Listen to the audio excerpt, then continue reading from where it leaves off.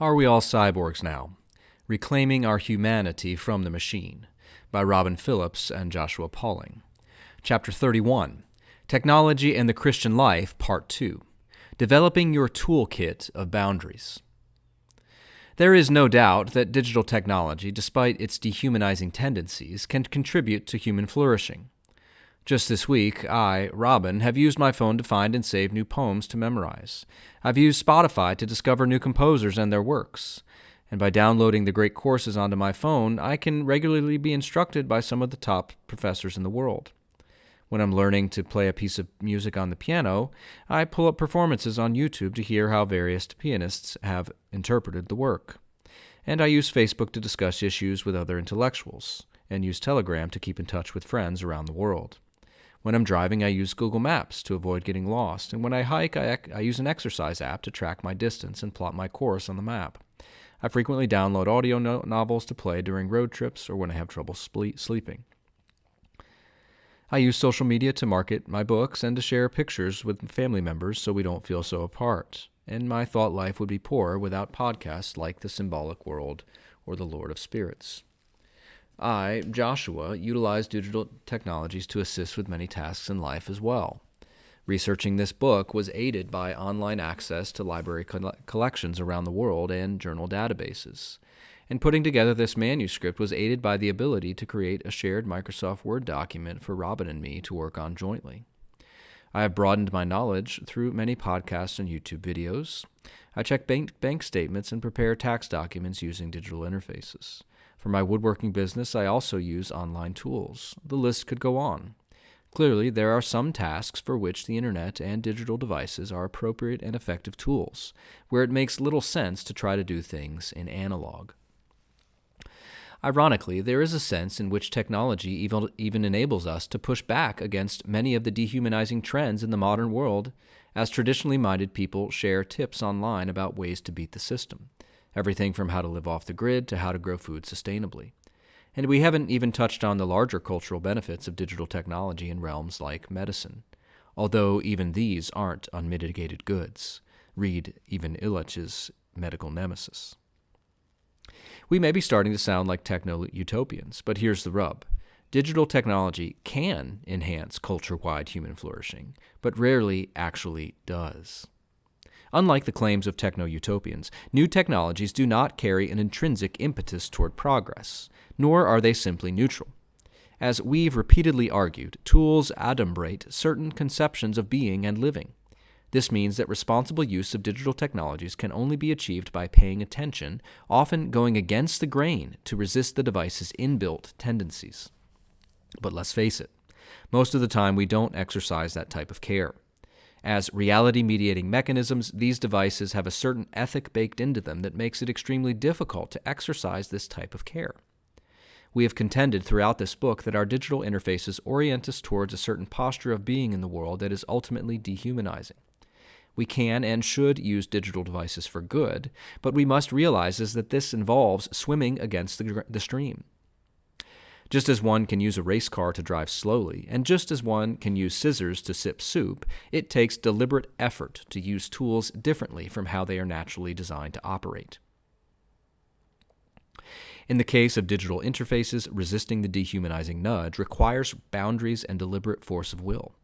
And even if you are successful at mastering your devices, you should recognize that they will always have more potential to be foe than friend. Digital interfaces are not like Tolkien's Ring of Power that can never be used for good, but to master them requires enormous effort and constant vigilance. If eternal vigilance is the price of political liberty, it is also the price of digital freedom. Let down your guard, and before you know it, your smartphone will have turned you into a cyborg. I, Robin, realized the need for vigilance in my own life after getting a tablet in 2014. This was my first experience with a portable smart device. I was so proud of my tablet, which was an upgrade from my flip phone. I even had a custom-made green pouch for the tablet so it could dangle at my side. At first, I just used the tablet for audiobooks, but it didn't take long before it began to invade my life with continual distractions. The device was constantly connected, enabling me to check my email on hikes or look up the answer to any question that might suddenly pop into my head. Even when I wasn't using the device, I was still thinking about everything happening in the digital ecosystem. I was quickly on my way to becoming a cyborg. A year after getting the device, I was experiencing prolonged periods of mental burnout that I described elsewhere, including exhaustion so debilitating that it impacted my mental health.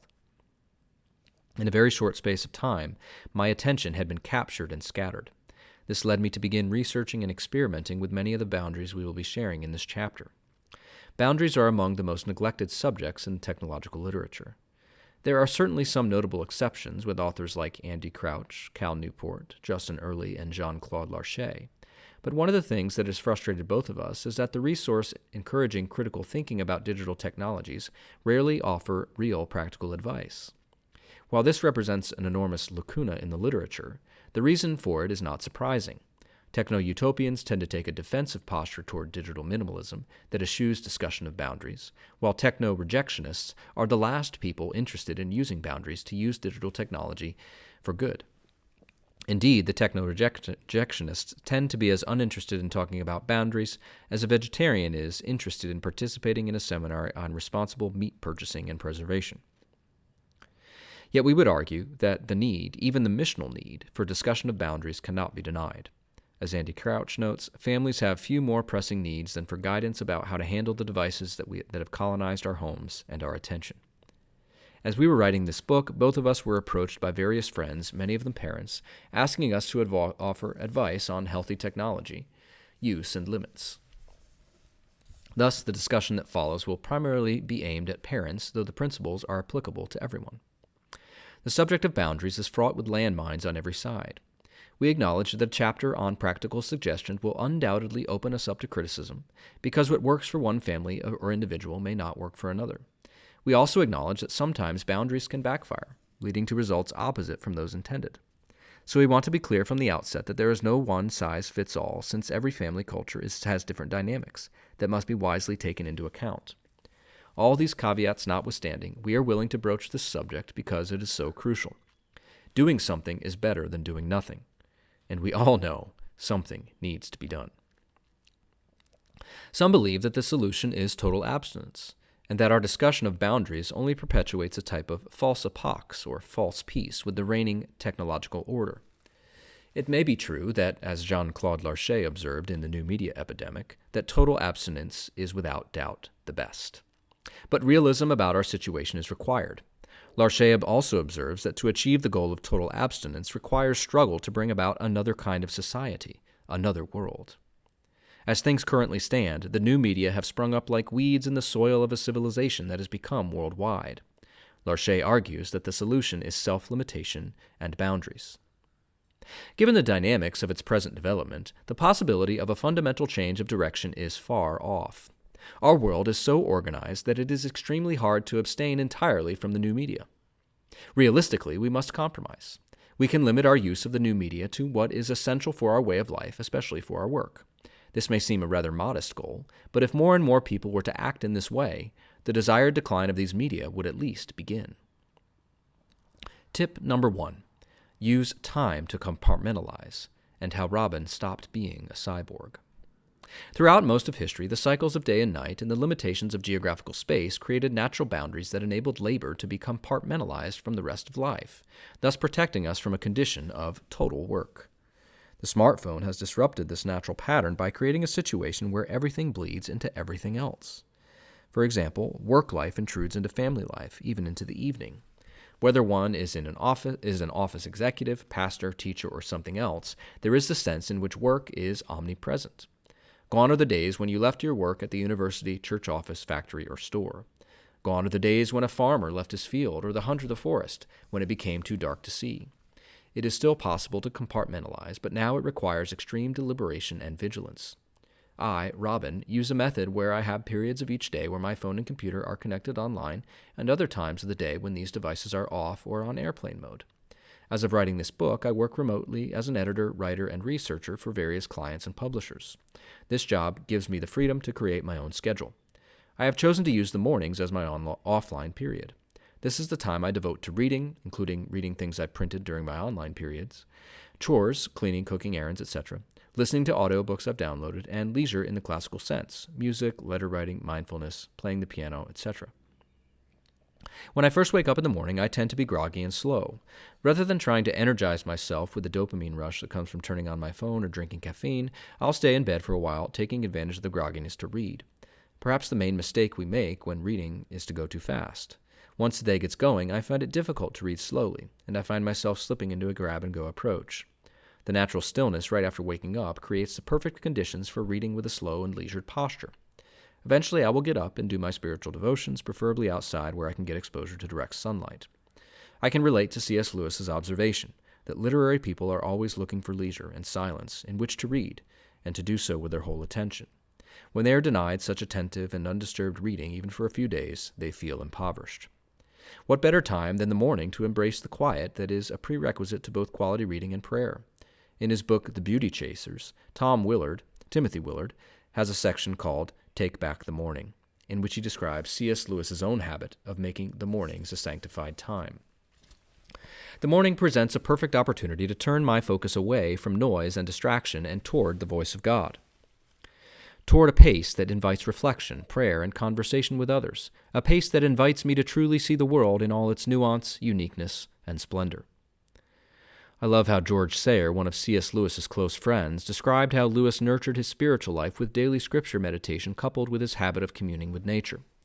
Lewis would walk in the garden before breakfast in order to drink in the beauty of the morning, thanking God for the weather, the roses, the songs of the birds, and anything else he could find and enjoy. In my own case, I, Robin, use the afternoon and early evening to work and to perform tasks requiring the internet. During this period, I find it hard to read with a contemplative mindset. Thus, if during the course of my work I come across something that I want to digest slowly, whether an email requiring extra attention, a thoughtful article, or a particularly engaging Facebook post, I will print these for perusal in my next offline period. A few practical details may be useful for the sake of others wanting to try this method or a variation of it. If I need to be available for phone calls from my family members and friends, then during my offline periods I will have my phone on to receive calls, but with all notifications and messages turned off, and the option to check for messages not accessible from my home screen. Friends and family know that if there is an emergency, they can phone me instead of texting. If I begin to have a problem receiving too many calls, such as excessive work calls, then during my offline period I could simply program my phone to only ring when family members or close friends call. If during my offline period I think of something I'd like to do online, whether posting a picture, executing an information inquiry, or replying to a message, I write it down in a list of things to do when online. The simple act of writing something down frees the frontal cortex not to feel like it needs to hold on to the item. But more than that, the delay between impulse and execution sometimes gives better perspective. For example, during my offline period in the morning, I may have thought of 4 things I'd like to look up with a couple of more argumentative messages to send to a coworker. When my online period arrives a few hours later, I may realize that, realistically, only one of the information queries is important, and I don't need to send those messages to my coworkers at all. This gap between impulse and execution has saved me from a lot of foolishness. The fact that my online period is also the time set aside for my work helps incentivize me not to waste time on trivial activities. This system enables me to make the most of my offline period because I am not subject to electronic distractions during my times of prayer, reading, art, household chores, and the like. Yet I'm also able to make the most of my online period and utilize the internet because I'm not subject to the type of information fatigue that comes from being plugged in 24/7. During my online period of the day, I still need to protect my attention. For example, if I'm writing an email, I don't want to be distracted by text messages. If I'm replying to a text message, I don't want to be distracted by someone commenting on one of my articles on Facebook. If I'm discussing something with a friend on Telegram, I don't want to be distracted by emails or news alerts. To eliminate such distractions, I turn everything off that I am not actively working on. This especially is important for things that beep. For me, simply knowing that at any moment my phone might make the sound of an incoming notification keeps me on edge, with a nagging sense of anticipation. Sometimes I have to spend considerable time figuring out how to turn things off, because the tech companies don't make it easy. What I've practiced here is a variation on Cal Newport's advice to turn your devices into single-purpose computers, which helps us realize that the power of a general-purpose computer is in the total numbers of things it enables us to do, not the total number of things it enables us to do simultaneously. Although I started this method in response to negative threats against my attention, I continue it because of the positive joy of rediscovering myself and God through peace and quiet. Even household chores and errands, usually a burden, have been transformed into times of quiet and prayer when done in my offline period. I find it helpful to practice intermittent fasting by not eating anything during my offline periods, which further enables me to slow down for better facilitating deeper engagement with whatever contemplative activities I am pursuing. By not using digital interfaces or food to boost my dopamine, I'm able to experience joy from simple things, such as quietly watching wild animals and observing the changing light patterns on the trees as the sun progresses throughout the day. I couldn't agree more with Jean-Claude Larcher. By switching off the phone to provide long periods of silence, and by reserving times of solitude, modern man can rediscover himself. He can recover his inner life and reforge himself in an outer silence and inner peace. He can find once more the virtues of meditation, contemplation, and prayer, and the riches of spiritual life which his dispersion among worldly cares has denied him. This method is all very well for Robin, someone might object, but his children are grown, and he has a job that enables him to create his own schedule. True. But I, Robin, encourage you to ask yourself the following question. In any 24-hour cycle, how much time do you need for sleep, and how much time do you need for being plugged in? Write both these numbers down. I realize that many people need to be plugged in for an entire 8-hour workday or longer. That's fine. Write the number down, whatever it is. Now subtract these two numbers from 24. And that is how much time you have left for peace and quiet. You may be surprised to find how much time you waste through continuous, partial attention. Parents trying to create boundaries for children can adopt a similar system. If you have chosen to let your children use digital interfaces, then consider having times of day when your children know they can use these devices and other times of day when your children know they cannot. That might be once a day from 3 to 4 p.m., or it might be every weekend for 6 hours, or it might be each day when their homework and chores are finished. The main thing is to be consistent. Given that the quality of screen time is just as important as the amount, see previous chapter, use your children's online periods as an opportunity to help them develop good skills and virtues. One way you can do that is, again, through compartmentalizing, turning off everything on the phone or computer they are not actually using. Remember, attention is just as important when you are online as when you are offline, since every moment spent behind a screen is training you in certain habits of mind. If this type of compartmentalization seems too complicated, you might find it easier to avoid digital interfaces completely. If your kids need a phone when they're at school or for emergency purposes, consider getting them a flip phone, a minimalist light phone, or a smartphone connected to a parental control system that enables parents to turn off everything that isn't essential. Although it may seem hard to do without digital gadgetry, you may find it actually makes life easier in the long run. Tip number 2, use space to compartmentalize. Compartmentalizing isn't just about time, but also place. Many people find it helpful to have one room set aside for online work and another place for leisure. The simple act of limiting the digital activities to a separate space helps it not invade the rest of life. We have one friend who keeps his phone in the trunk of his car. Another friend has a room for reading separate from the one he uses for electronics. And countless parents have drawn a line when it comes to technology in the bedroom. These are all excellent ways to strategically use space to compartmentalize technology and prevent it from becoming omnipresent. One friend of ours, Annie Crawford, told us that she and her husband, Thomas, kept all their children's electronics in one room that was public. They allowed no video games until age 10, and then only Wii Sports with Dad in the living room. As they gradually added more entertainment, they made sure they were group games that they could play as a family in the evening, similar to how they also played board games. Annie and Thomas also allowed TV to be enjoyed in a communal space where it was a shared activity, and where Annie could keep an eye on it while cooking, etc.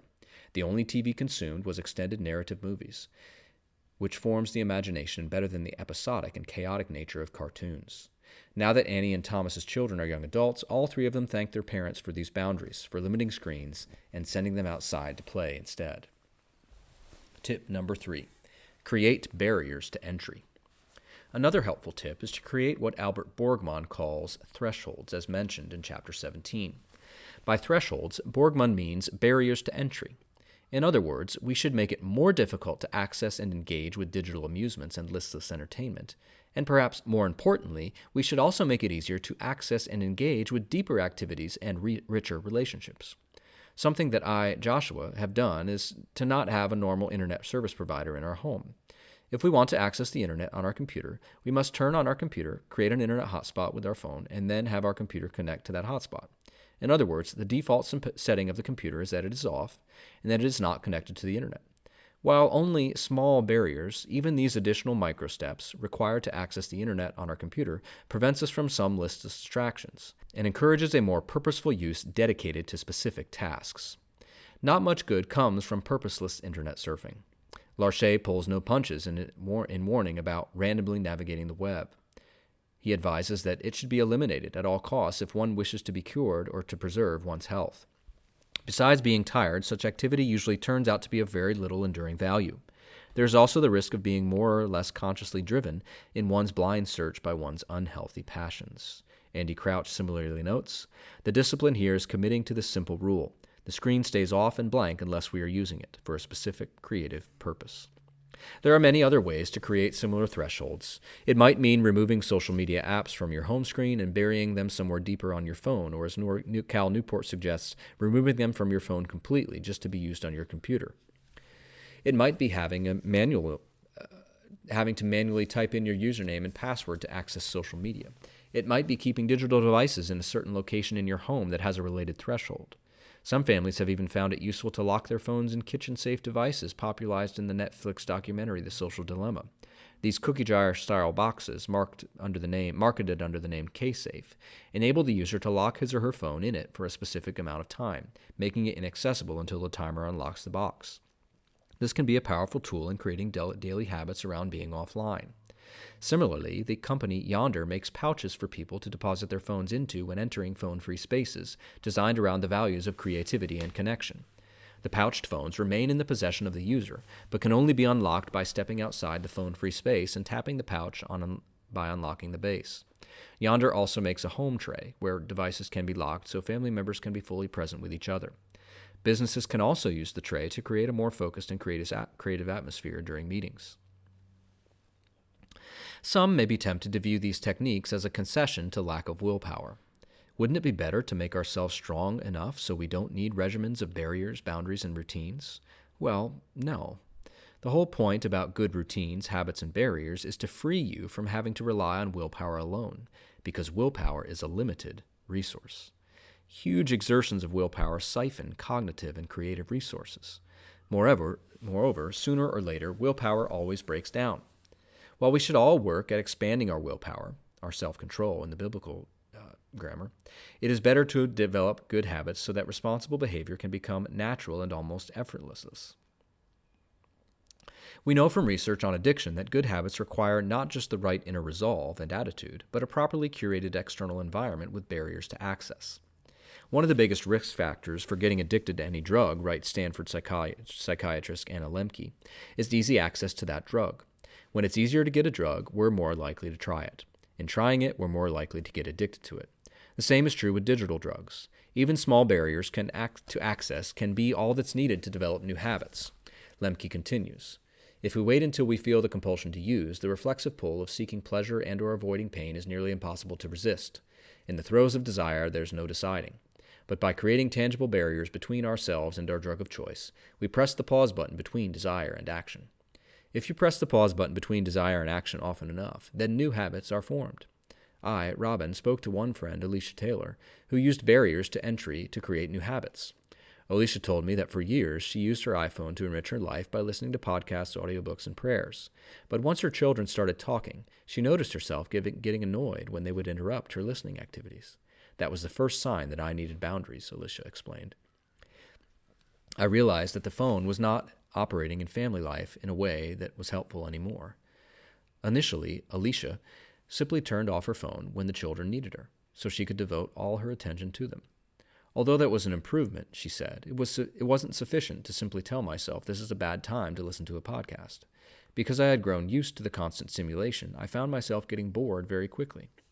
If there were periods when my children didn't need me, I found myself instinctively reaching for my phone to scroll through the latest news or Instagram feeds. Moreover, the constant potential to go on my phone created a kind of ever-present distraction in the background. That was when Alicia began experimenting with ways to block applications on her phone. Although the iPhone provides screen time controls, these can be overridden simply by putting in a passcode, which defeats the purpose. Eventually, she found that by using a random number as a screen time passcode that she had not memorized, the only way to override it was to go through a 5 to 10 minute process to reset everything. Because that is a cumbersome process, it provided a sufficient barrier to entry that was just what she needed. Now I have my screen time controls set up so that I can only access features from 8 p.m. to 5 a.m. The only apps I allow during the day are phone, texts, and apps I might need to use, like banking, car insurance, etc. I asked Alicia if she noticed a difference in her life. After instituting these boundaries, I noticed a marked decrease in how challenging I found parenting. I would never have thought the phone created a barrier between me and my children. Yet after I moved to this new system, the difference was like night and day. For example, because I am much more tuned into my children's needs, I find myself noticing much earlier if a fight is about to break out, which enables me to redirect their energy before something escalates. But above all, I transitioned from their questions being annoying to their questions being really fun.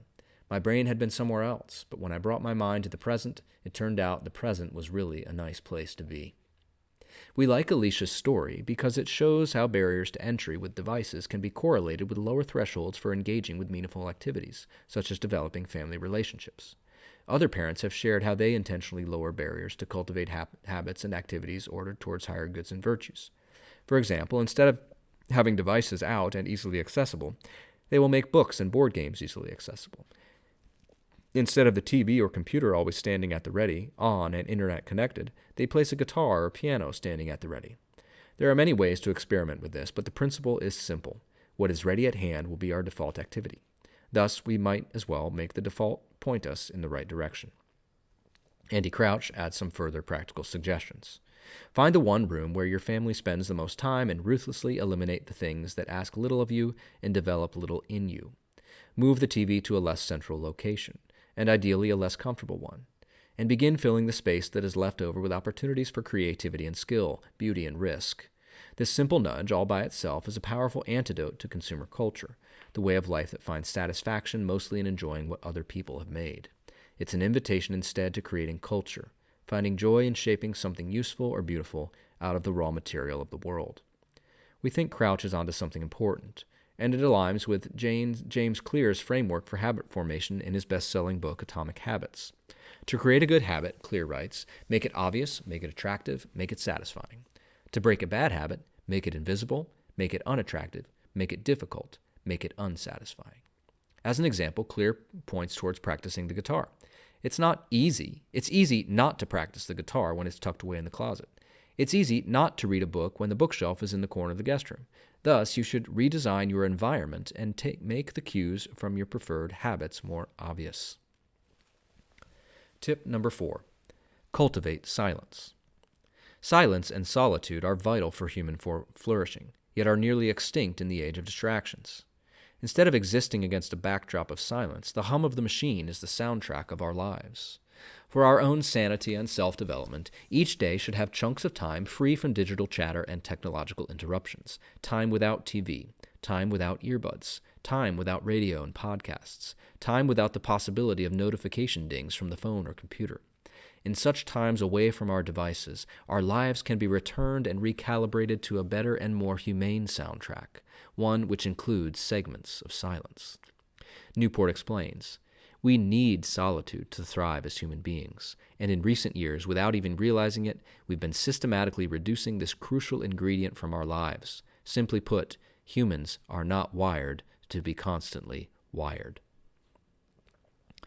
There is some level of discomfort with silence because it frequently forces us to confront ourselves and ponder existential questions. It's just easier to keep the music playing. This tension is not new.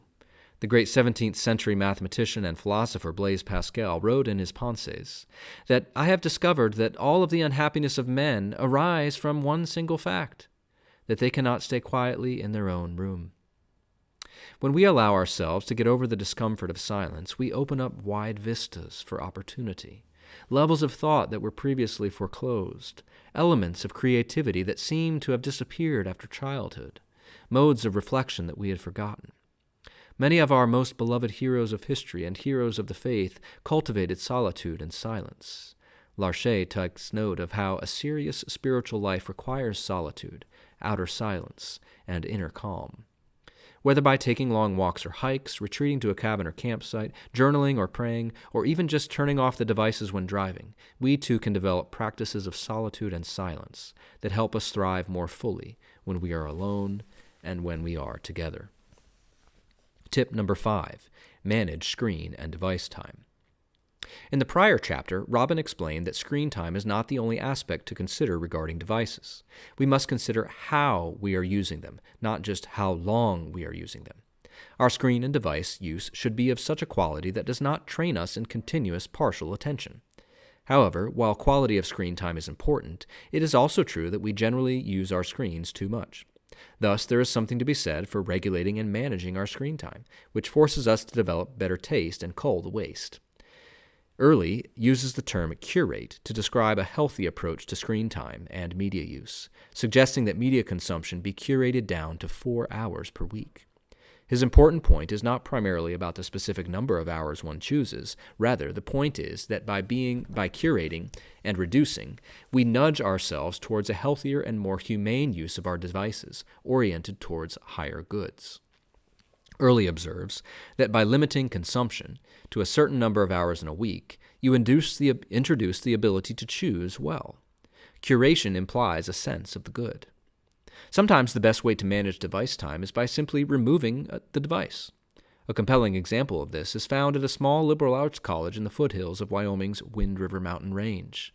As briefly noted in Chapter 28, Wyoming Catholic College has distinguished itself by its no-phone policy. When Robin was writing a Substack article on Wyoming Catholic College, Julian Kwasniewski, spokesman for the college, told Robin about their digital minimalism policy. Well, Kwasniewski said, it's simple. We take their phones away from them. You mean the classes are phone-free? Robin asked. No, they don't have their phones at all for school. Wow, Robin said. For the entire day? No, Robin, the whole semester is phone-free. Huh, you're joking. The students check in their phones, and the devices are locked up in a box in the student life office. Wow, Robin said, for the whole academic year.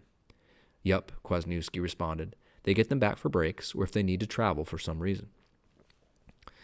Kwasniewski went on to explain that the student can even issue a request to the prefect to get their phone out of the box for a specific legitimate task. Although that might seem like a Trojan horse for sucking the student back into the digital ecosystem, in practice that simple barrier tends to weed out all but legitimate requests. Meanwhile, if a parent needs to get a hold of a student, they can phone the office and someone will go find the student.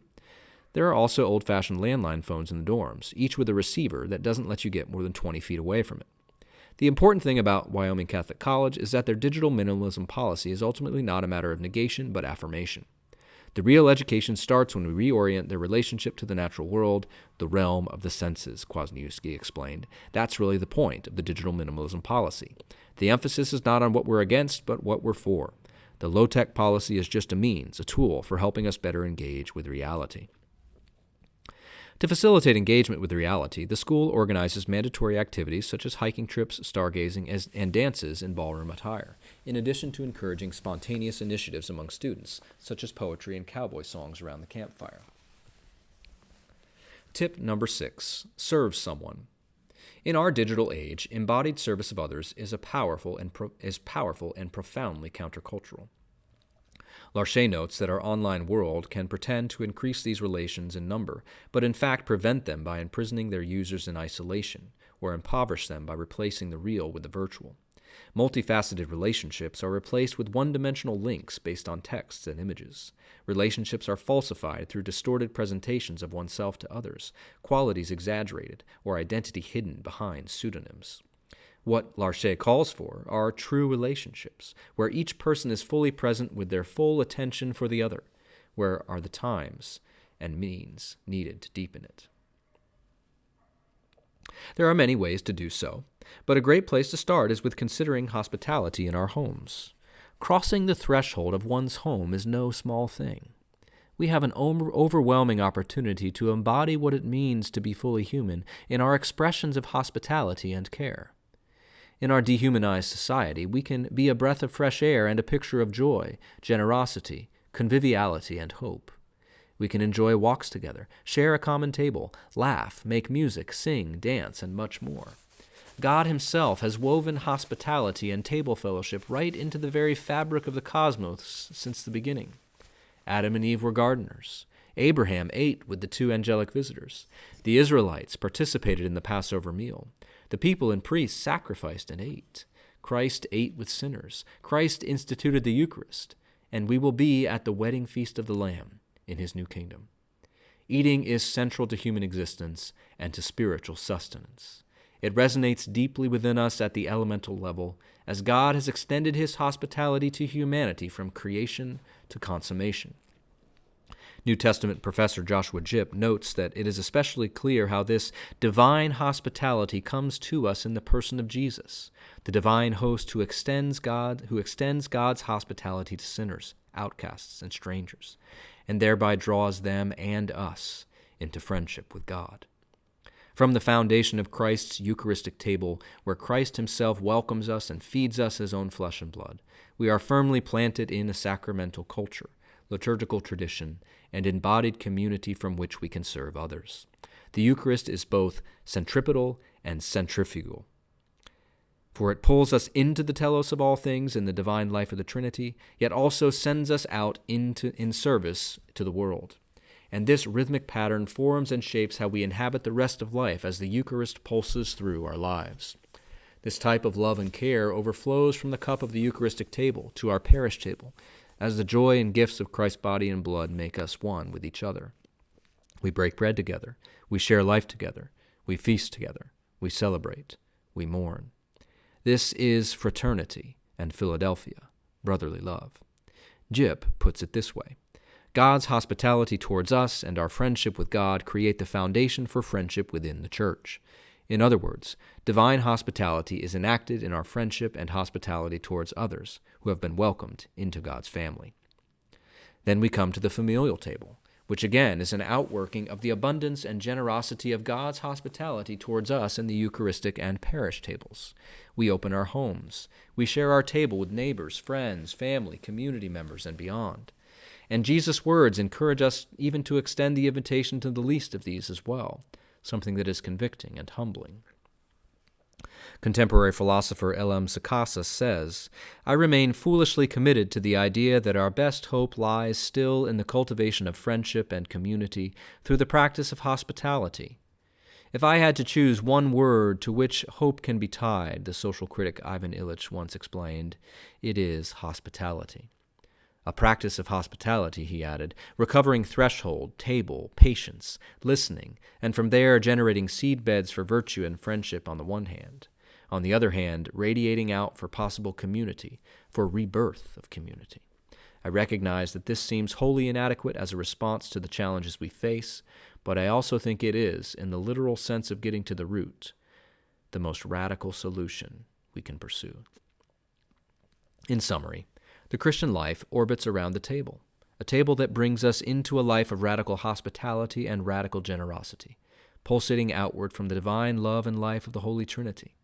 Christine Poole writes beautifully on the topic in her book Making Room, Recovering Hospitality as a Christian Tradition. She notes just how prominently hospitality figured in ancient societies, and how for centuries Christianity elevated this important task as a fundamental expression of the gospel. For early Christians especially, transcending social and ethnic differences by sharing meals, homes, and worship with persons of different backgrounds was a proof of the truth of the Christian faith.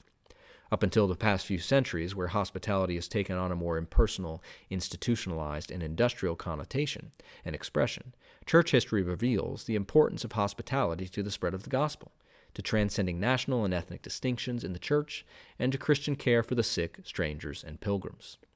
Eating around the table brings us back to being the kind of people we were created to be, dependent and communal human beings. But hospitality involves more than merely inviting friends over for dinner. Robust hospitality could include organizing a book club or discussion group, inviting people over for a bonfire or celebration, organizing craft days, jam sessions, or hikes. These are all ways that we participate in God's hospitality towards us and model true connectivity in a world plagued by the pseudo-connectivity of the digital interface. Conclusion: an intentional positive vision. There is no doubt that navigating the digital landscape in a way conducive to human flourishing is one of the most significant challenges of our time. Hopefully, the myths, mistakes, and tips outlined in this and the prior chapter can give you a toolbox for navigating this challenging landscape. Underlying much of what we've said is an understanding of how habits and routines work. No one wakes up in the morning and says, "I want to be addicted to social media," or "I want to spend all day on my phone." Rather, it is something that develops gradually as we are nudged towards fulfilling our human needs and desires through these technologies. Often, you follow the habits of your culture without thinking, without questioning, and sometimes without remembering, James Clear explains. Your brain did not evolve with a desire to smoke cigarettes or to check Instagram or to play video games. At a deep level, you simply want to reduce uncertainty and relieve anxiety, to win social acceptance or approval, or to achieve status. Look at nearly any product that is habit-forming, and you'll see that it does not create a new motivation, but rather latches onto the underlying motives of human nature. Your habits are modern-day solutions to ancient desires, new versions of old vices. The underlying motives behind human behavior remain the same. The specific habits we perform differ based on the period of history. Then, James Clear offers some hope. Here's the powerful part. There are many ways to address the same underlying motive. One person might learn to reduce stress by smoking a cigarette. Another person learns to ease their anxiety by going for a run.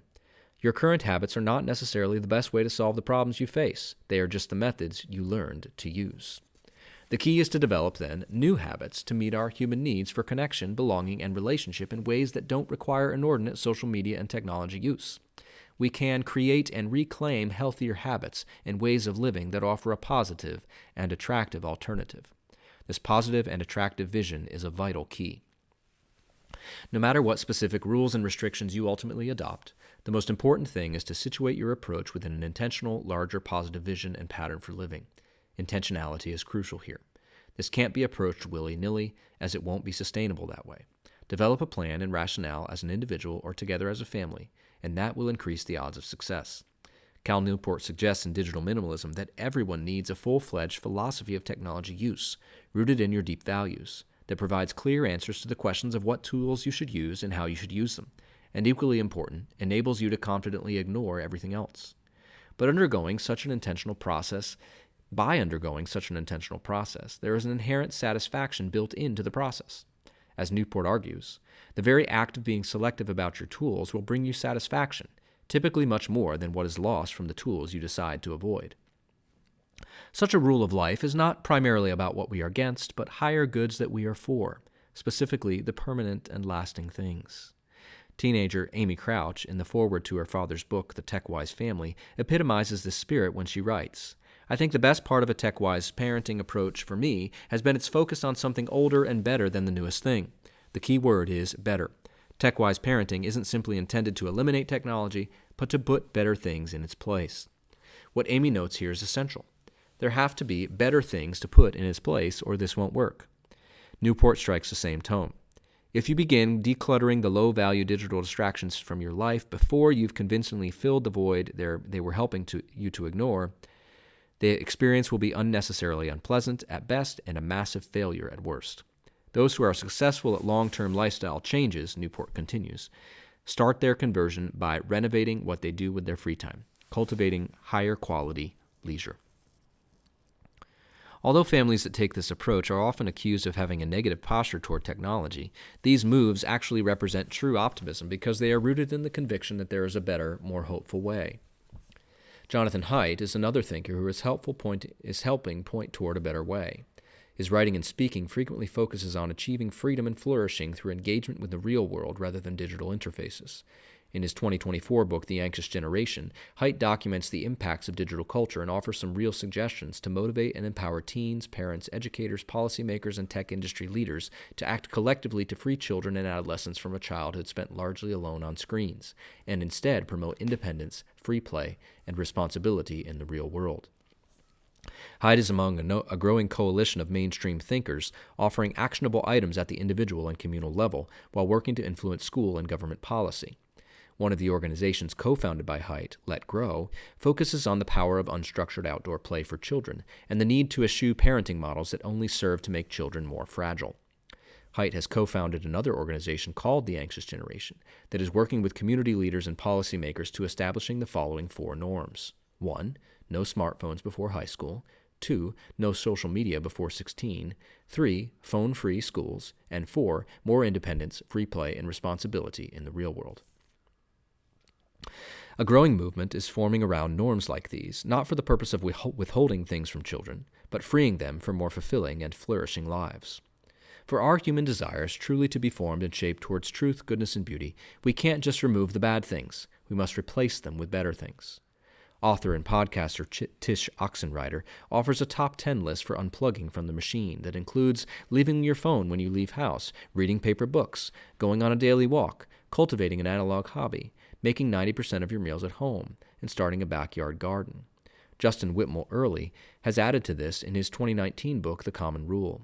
In it, Early suggests a set of habits that we can incorporate into our lives each day and week that can facilitate more humane living and deeper spiritual formation. Early focuses on changing our habits because unconscious habits fundamentally reshape our hearts, regardless of what we tell ourselves we believe. He encourages us to remember the phone isn't neutral, and that we can't use it the right way without habits that protect us from the wrong way. He suggests that each day we read Scripture before we look at our phone, we kneel for prayer, we have at least one meal with others, and we have at least 1 hour with our phones off. Each week, he suggests that we have at least 1 hour of conversation with a friend. We curate media consumption down to 4 hours. We fast from something for a 24-hour period during the week, and that we practice some sort of Sabbath rest. Again, the key is both to remove and replace. As Early puts it, we must clear the rubble and build anew. The possibilities are endless here, but at the very least we might consider the following. Take digital Sabbaths to focus on higher goods, reading and reflection, scripture reading and prayer, family fun and games, arts and crafts.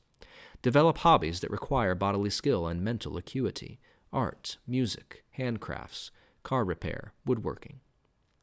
Host phone freedom events with other families, phoneless feasts, teen sleepovers, dances, maker days, or sporting events where digital devices aren't allowed. Hone the art of conversation with your family through structured conversations, discussing a book you read together, doing family devotions, etc. And also include unstructured conversations around the campfire, in the car, etc. These positive activities might be compared to the strategy of the Greek hero Orpheus when he sailed near the Isle of the Sirens. Most of us are familiar with the sirens through the story of Odysseus, the hero who resisted their bewitching music by tying himself to the mast.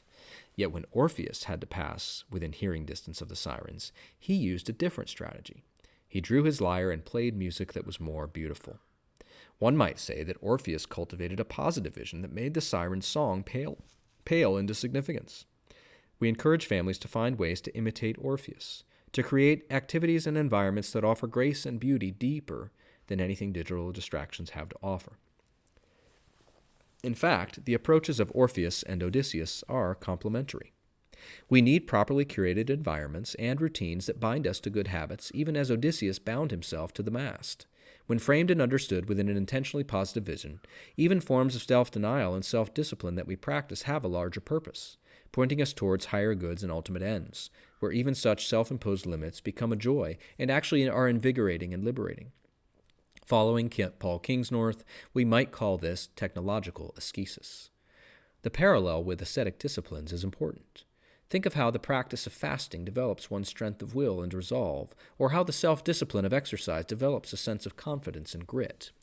Just as the spiritual life is punctuated by both times of fasting and feasting, so too our technological habits can be characterized by the type of balance that emerges out of a well-honed asceticism and self-discipline. We can train and discipline ourselves in a way akin to training for the Marines, preparing for battle, or conditioning for competition.